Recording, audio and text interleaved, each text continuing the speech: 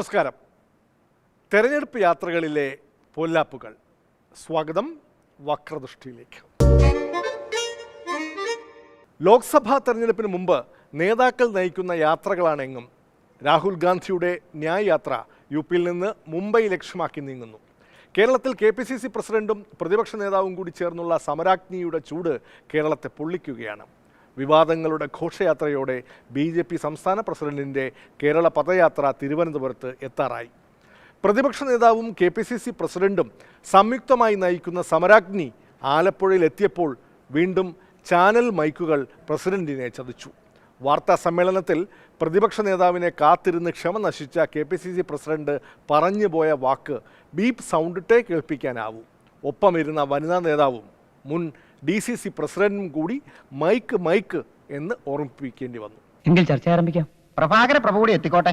ആ കൂതറ തെണ്ടി വരണവരെ കാത്തിരിക്കാൻ എനിക്ക് വയ്യ. പ്രഭാകര പ്രഭു ഒന്ന് വിളിച്ചോക്കപ്പോ എവിടെയുള്ളതെന്ന്. ഒരു ചെസ് ടൂർണമെന്റ്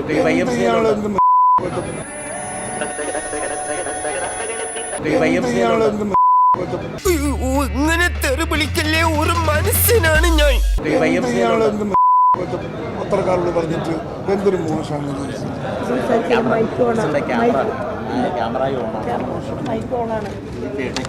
ഒരേ ചോരയാണെങ്കിലും ഇവന്മാര് നേർക്കുനേരിൽ കണ്ടാൽ പിന്നെ യുദ്ധമാണ്. നമസ്കാരം.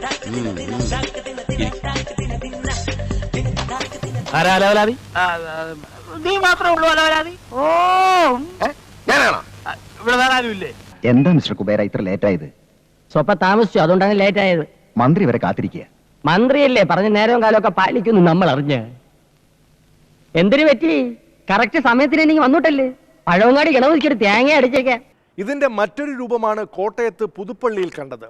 പുതുപ്പള്ളിയിലെ വിജയത്തിളക്കത്തിൽ വാർത്താ സമ്മേളനത്തിൽ പ്രസിഡന്റും പ്രതിപക്ഷ നേതാവും കൂടെ നടത്തിയ അന്യോന്യം കുറച്ചങ്ങ് പരസ്യമായി പോയി. സംഭവിച്ചത് മറ്റൊന്നാണ് എന്ന വിശദീകരണവുമായി പ്രതിപക്ഷ നേതാവിന് വരേണ്ടി വന്നു.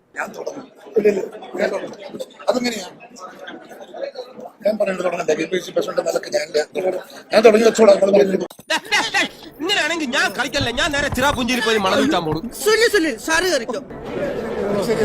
എന്നാ പിന്നെ താണ്ടനുണ്ടോ? ചേട്ടാ കുറച്ച് ചോറിട്ടെ. വേണ്ടെന്ന് തൈര് ഒഴിച്ചു. തന്നോടല്ലേ പറഞ്ഞു വേണ്ടെന്ന്. അതിലൊരു സത്യമുണ്ട്. അവിടെ ഞാനും KPCC പ്രസിഡന്റും തമ്മിലൊരു തർക്കം ഉണ്ടായിരുന്നു. അത് അവിടെ വെച്ചല്ല തർക്കം ഉണ്ടായത്. തർക്കം DCC ഓഫീസിൽ ഈ റിസൾട്ട് വന്നപ്പോഴാണ്. 37,000-ലധികം വോട്ടിന് ജയിച്ചു എന്ന് പറഞ്ഞപ്പോൾ പത്രസമ്മേളനത്തിന് പോകാമെന്ന് പറയുമ്പോൾ അദ്ദേഹം പറഞ്ഞു, ഞാൻ പറയാൻ പോവാണ് ഈ വിജയത്തിൻ്റെ ക്രെഡിറ്റ് മുഴുവൻ പ്രതിപക്ഷ നേതാവിനാണെന്ന് ഞാൻ പറയുന്നു. അവൻ പറയാ പരസ്യമായിട്ട് അവന് ഗുരുപൂജ ചെയ്യണമെന്ന്, അതും അമ്പലത്തിന് നടയിൽ വെച്ച്. ഞാൻ പറയും ഒരു കാരണവശാലും പറയാൻ പറ്റില്ല, അങ്ങനെ പറയാൻ പാടില്ല. അതാ ഞാൻ ഫസ്റ്റിലേ പറഞ്ഞത്, കയ്യപ്പൊത്തൊന്നും കാണിക്കരുത്, നാറ്റിക്കരുത്. നിങ്ങൾ കേട്ടില്ലേ? അതുകൊണ്ട് അങ്ങനെ പറയാൻ വന്ന കെ സുധാകരനെ സംസാരിപ്പിക്കാൻ ഇരിക്കാനാണ് ഞാൻ നോക്കിയത്. ഞാൻ പറയാൻ വേണ്ടി നോക്കിയത്. അപ്പോൾ അദ്ദേഹം പറഞ്ഞു ഞാനാണ് KPCC പ്രസിഡന്റ്, ഞാൻ ആദ്യം പറയും എന്ന് പറഞ്ഞപ്പോൾ ഞാൻ മൈക്ക് നീക്കി വെച്ച് കൊടുത്തു.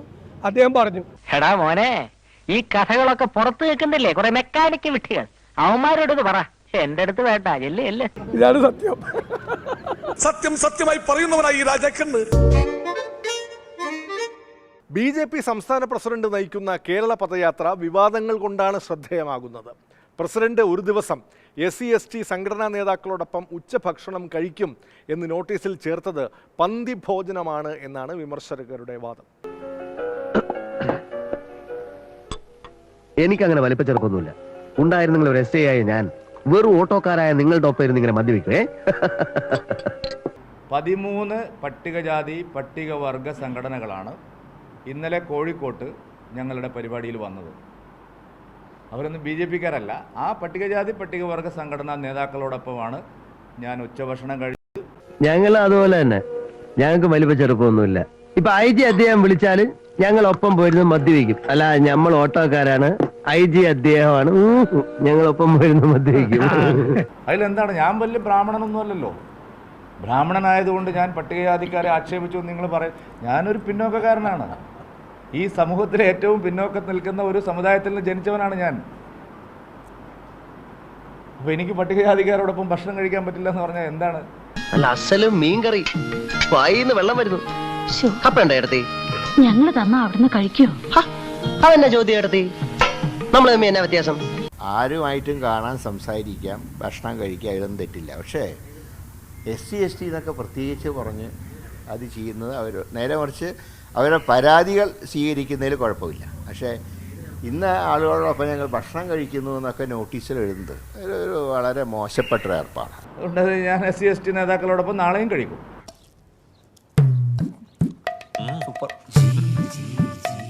എൻ്റെ എല്ലാ യാത്രയിലും SC/ST നേതാക്കൾ, പാർശ്വവൽക്കരിക്കപ്പെട്ടവർ, പാവങ്ങൾ, അവരോടൊപ്പം ഇരുന്നിട്ടാണ് ഞാൻ ആഹാരം കഴിക്കുന്നത്. പൊറോട്ട ഇല്ലാത്തതിന്റെ ഒരു വിഷമമുണ്ട് എനിക്ക്. പിന്നെ പബ്ലിക്കായിട്ട് ബീഫ് കഴിക്കാനും പറ്റത്തില്ലല്ലോ. പല കേന്ദ്ര നേതാക്കന്മാർ പറഞ്ഞ് ബീഫ് മൂക്കറ്റടിച്ചിട്ടുണ്ട്. കണ്ണൂരിൽ നിങ്ങൾ എൻ്റെ കൂടെ ഉണ്ടായിരുന്നല്ലോ. ഞാൻ തയ്യൽ കടപ്പുറത്തെ മത്സ്യത്തൊഴിലാളികളോടൊപ്പമാണ് കഴിച്ചത്. ബീഫ് അല്ലടാ പട്ടികളെ കഴിച്ചത്, ഉള്ളിയാടാ. അയ്യപ്പനുണ്ടെന്നുള്ള കാര്യം എനിക്ക് ഉറപ്പായി.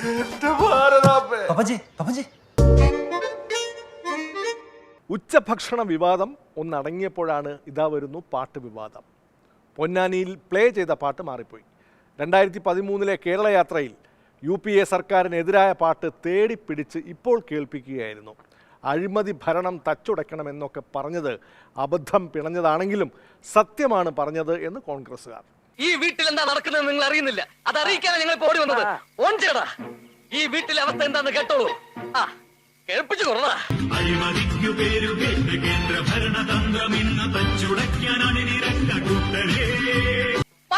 മാറിപ്പോയതാ, പോർവേടിയടാ.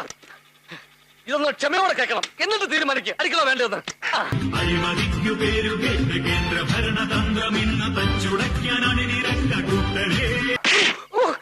അയ്യോ ഇതല്ല ഞാൻ തെളിയിക്കാൻ വന്നത്, ഇതല്ല.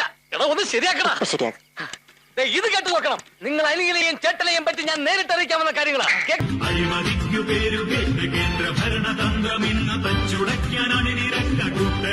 അമ്മമ്മയുടെ പാട്ടുപട്ടി. കേന്ദ്രത്തിലെ UPA ഭരണത്തിനെതിരെ 2014 തയ്യാറാക്കിയ ഗാനം മാറി പ്ലേ ചെയ്തെന്നാണ് BJP വൃത്തങ്ങൾ നൽകുന്ന വിശദീകരണം. എന്നാൽ കേന്ദ്രത്തിൽ അഴിമതി ഭരണമാണെന്ന ഗാനത്തിൽ തന്നെ പദയാത്ര എന്ന വരിയുമുണ്ട്.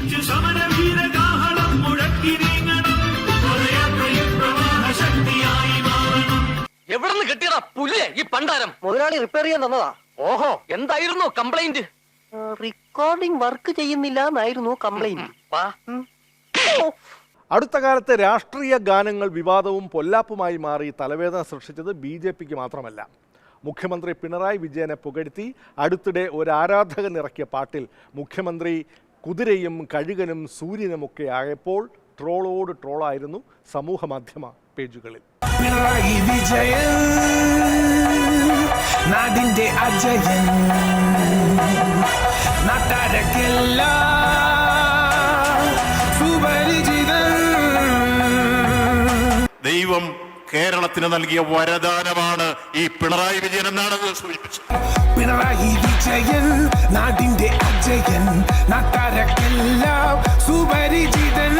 ഞങ്ങൾ അദ്ദേഹത്തെ ദൈവം പോലെ കാണുന്ന ഒരു മുഖ്യമന്ത്രിയാണ്, നിങ്ങൾ മനസ്സിലാക്കണം. പിണറായി വിജയൻ നാടിന്റെ അജയൻ, നാട്ടാരക്കെല്ലാം സുപരിചിതൻ. സൂര്യനെ പോലെ അതാ കാര്യം കേട്ടോ, കരിഞ്ഞു പോകും. കുരുത്തൊരു കുതിരയെ കൊടുങ്കാറ്റിൽ പറക്കും കഴുകനെ. അത് എഴുതിയാണ് സമ്മതിക്കണം, കഴുകനാണ്. അവനറിയാതെ അവന്റെ ഉള്ളിൽ നിന്ന് എഴുതി പോയതാണ്, കഴുകനാണ്. തീയിൽ കുരുത്തൊരു കുതിരയെ കൊടുങ്കാറ്റിൽ പറക്കും കഴുകനെ. അതിനു മുമ്പ് തിരുവനന്തപുരത്തെ പാർട്ടി ജില്ലാ സമ്മേളനത്തിൽ വിപ്ലവ തിരുവാതിരയിലെ പാട്ട് പിണറായിയെ കാരണഭൂതനുമാക്കി.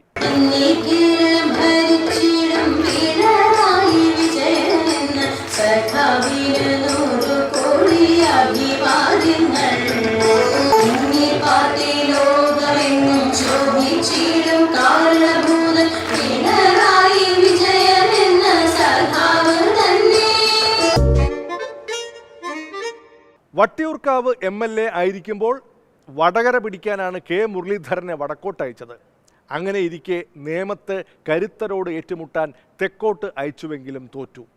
ജയപരാജയം എന്തുമാകട്ടെ, കരുത്തരോട് മത്സരിക്കണം എന്നതാണ് K മുരളീധരൻ്റെ മോഹം. വടകരയിൽ CPM സ്ഥാനാർത്ഥിയായി KK ശൈലജ വരുമ്പോൾ സാധ്യതമാകുന്നത് K മുരളീധരൻ്റെ ഈ മോഹമാണ്.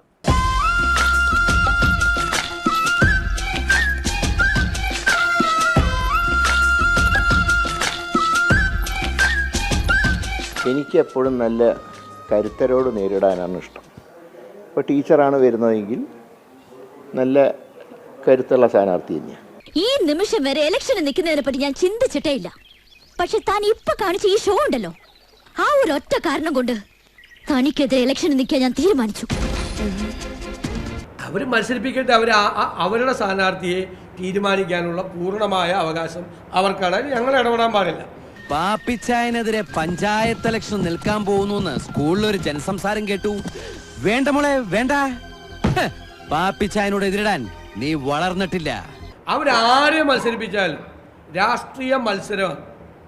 ഈ സർക്കാരിനോട് കേരള ഗവൺമെൻറ്റുകളോടുള്ള മതേതര കേരളത്തിൻ്റെ പ്രതിഷേധം വോട്ടിൽ പ്രതിഫലിക്കും, ആര് സ്ഥാനാർത്ഥിയായാലും. ഇത് കണ്ടോ, ആനയുടെ കാലായത് ഞാനത് പിടിക്കുക. ദൈവത്തെ ഓർത്ത് ഞാനൊരാവേശത്തിൽ പറഞ്ഞു എന്റെ പുറത്ത് ഇലക്ഷൻ നിൽക്കരുത്, എനിക്ക് നിൽക്കാണ്ടിരിക്കാൻ പറ്റില്ലടോ, കുറച്ച് കാശ് ഇറക്കിപ്പോയി. അപ്പോൾ അതുകൊണ്ട് സ്ഥാനാർത്ഥിനെ CPM തീരുമാനിച്ചോട്ടെ. നല്ല മത്സരത്തോടെ തന്നെയാണ് ഞാനിത് ജയിച്ചു വന്നിട്ടുള്ളത്. അങ്ങനെ നല്ല രീതിയിൽ തന്നെ മത്സരം നടന്ന് ജയിച്ചു വരാൻ കഴിയും എന്നുള്ള പൂർണ്ണ വിശ്വാസമുണ്ട്. ഇനി മരിച്ചുപോയി എന്റെ അപ്പച്ചൻ വന്ന് പറഞ്ഞാൽ പോലും എന്റെ തീരുമാനത്തിന് ഒരു മാറ്റമില്ല. ഓഹോ, ഒരു യുദ്ധം ഒഴിവാക്കാൻ കാല് പിടിച്ചപ്പോ തലക്കയറിയിരുന്ന് മുടിവെട്ട എന്നാ കാണാം. കണ്ണൂരിൽ മത്സരിച്ചാൽ കൊള്ളാമെന്നുണ്ട് എന്ന് കേട്ടു. സമരാഗ്നിയിൽ വെന്തുരുകുകയാണ് പ്രതിപക്ഷ നേതാവ് VD സതീശനും KPCC പ്രസിഡന്റ് K സുധാകരനും. പ്രസിഡന്റ് കണ്ണൂരിൽ മത്സരിക്കുമോ? ഈ രണ്ട് സ്ഥാനം കൂടി വഹിച്ചുകൊണ്ട് പോകാൻ അദ്ദേഹത്തിന് പറ്റത്തില്ല. കാരണം KPCC പ്രസിഡന്റ് ഒരു ഇലക്ഷനിൽ വളരെ ആക്റ്റീവ് ആണ്. അദ്ദേഹത്തിന് അതുകൊണ്ട് അവിടെ മത്സരിക്കുന്നതിൽ ഒഴിവാക്കണം എന്ന് പറഞ്ഞിട്ടുണ്ട്. അദ്ദേഹത്തിന് അതിനുള്ള അവകാശമുള്ളൂ. ഞങ്ങളോട് പറയാനും കേന്ദ്ര നേതൃത്വത്തോട് പറയാനും ബാക്കിയുള്ള പാർട്ടി സംവിധാനങ്ങളാണ് അത് തീരുമാനം.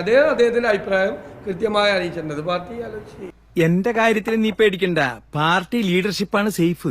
ഈ പെരട്ട ജനം നമ്മുടെ മെക്കെട്ട് കയറില്ലല്ലോ, എന്നാലോ എനിക്ക് എല്ലാവരെയും മെക്കെട്ട് കയറുകയും ചെയ്യാം.